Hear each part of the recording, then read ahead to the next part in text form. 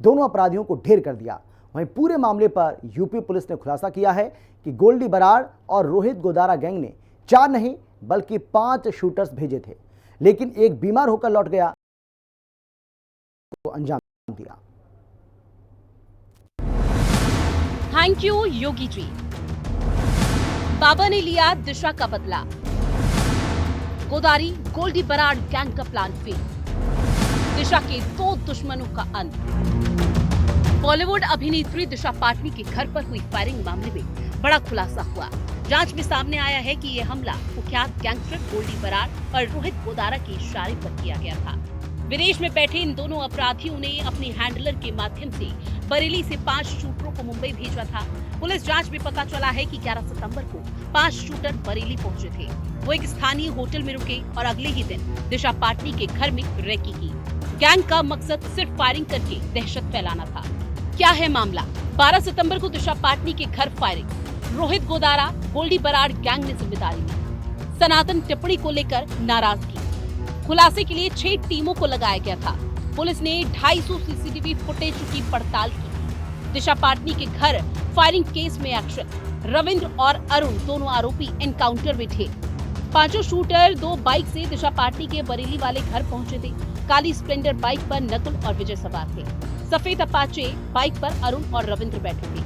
11 सितंबर को इन्होंने पहली बार इलाके की रेकी की। 12 सितंबर को दोबारा पहुंचे और फायरिंग रविंद्र ने की। वहीं योगी की पुलिस की तत्परता ने 2 बदमाशों को एनकाउंटर में ढेर कर दिया, जिसके बाद दिशा पाटनी के पिता जगदीश पाटनी ने योगी सरकार और योगी की पुलिस का धन्यवाद किया।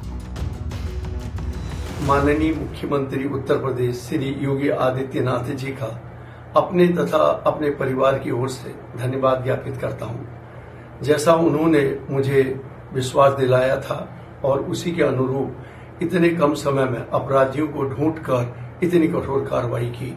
मैंने आज पुनः माननीय मुख्यमंत्री जी से फोन पर वार्ता कर उनका धन्यवाद ज्ञापित किया कि उनके नेतृत्व में उत्तर प्रदेश सरकार एवं उत्तर प्रदेश पुलिस भयमुक्त समाज की परिकल्पना को पूर्ण रूप से साकार कर रही है।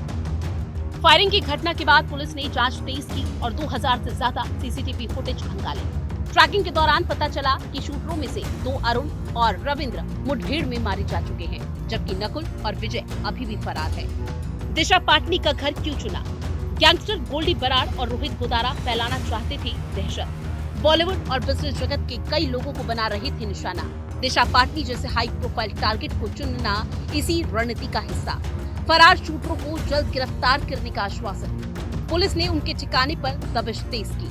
जांच में सामने आया है कि इस हमले में एक 5वां शूटर नाबालिग भी शामिल था। उसे पेट्रोल पंप की सीसीटीवी फुटेज में देखा गया है।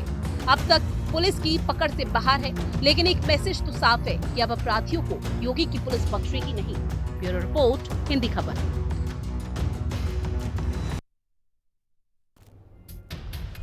यूपी में गैंगस्टर राज अब नहीं चलेगा। इंटरनेशनल गैंगस्टर के शूटर ने यूपी में वारदात की तो उन्हें ढेर कर दिया गया।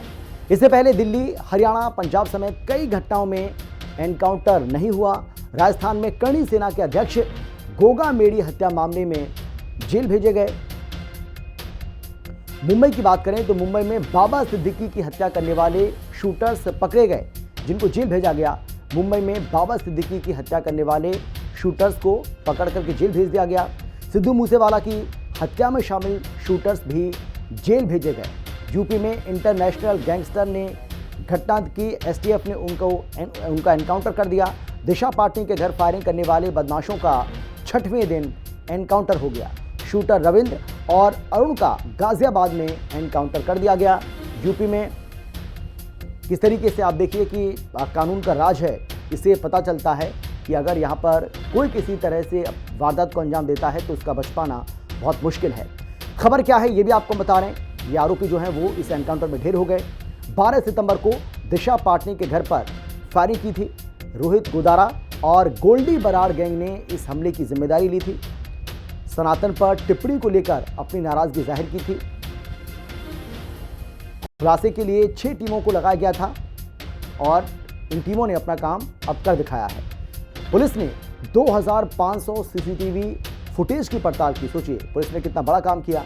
दिशा पाटनी के घर फायरिंग केस में अब ये बड़ा एक्शन देखने को मिला है, जिसमें रविंद्र और अरुण दोनों आरोपी एनकाउंटर में ढेर कर दिए हैं। हालांकि 12 सितंबर को दिशा पाटनी के घर पर हुई फायरिंग मामले में अभी 2 और अभियुक्त हैं, 2 और आरोपी हैं जिनको पुलिस की तलाश है, और पुलिस का दावा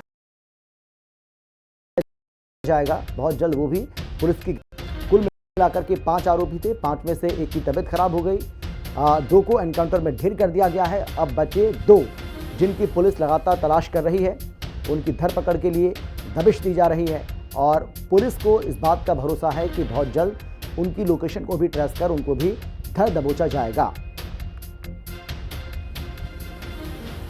तो योगी सरकार में गैंगस्टर राज नहीं चलेगा, ये बिल्कुल साफ हो गया है, और इससे ये भी पता चलता है कि आप किस तरीके से एक बड़ी बॉलीवुड एक्ट्रेस को टारगेट करने की